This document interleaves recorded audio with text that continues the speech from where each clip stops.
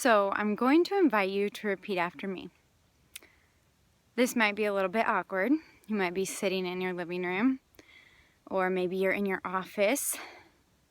Maybe you're just watching this on your phone on the subway. Wherever it might be, I still want you to repeat after me, at least mentally. I want you to say, I am. I am all that I am. And that is all right. I am who I am. And that is all right. I am what I am who I am, and that is all right. So, how was that? A little awkward? Maybe a little bit vulnerable? When I first started giving myself positive affirmations, it was a very vulnerable thing. It still is. Honestly, saying those words to myself every single day is, well, still a struggle, because often I don't totally trust that it is all right, that I am who I am. I really have to work to actually trust that statement. But when I work with it, I actually truly do believe it. And I know that it's in the vulnerability of admitting that to myself day after day, that I am who I am, and that is all right. It's in that vulnerability that I make progress, and that I become more fully who I truly am, who I really am associated to the divine, who I am in my heart, and who I am to the world. So the first step to healing, I believe, comes with vulnerability.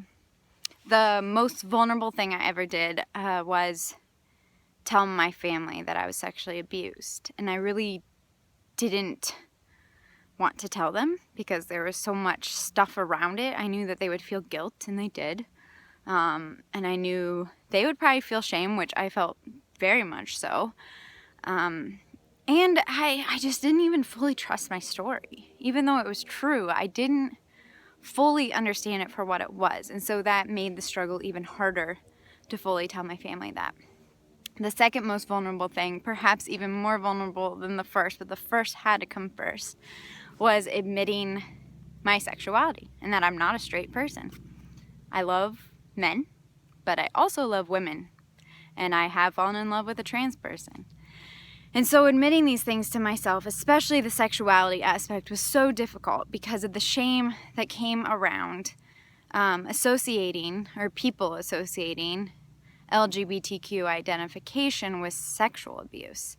And how those two came together in my mind was just a double shame, that I felt doubly shamed, that somehow I was even more gross, even more disgusting, even more worthless, because not only had I been sexually abused, but I also loved women.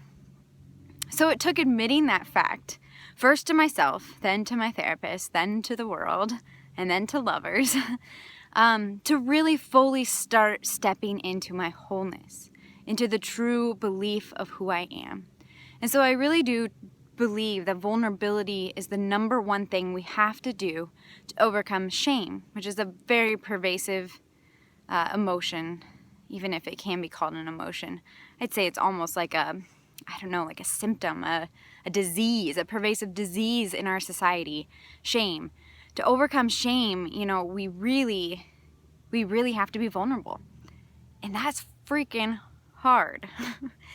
And so what I'm doing right now is actually being super vulnerable, because for some time I've had my blog, and I've started some other blogs, such as heartofthought.wordpress.com, which I love. It's more of my spiritual writings, because if you know me, I really gravitate towards mystical theology and understanding of myself, especially in a spiritual formation perspective.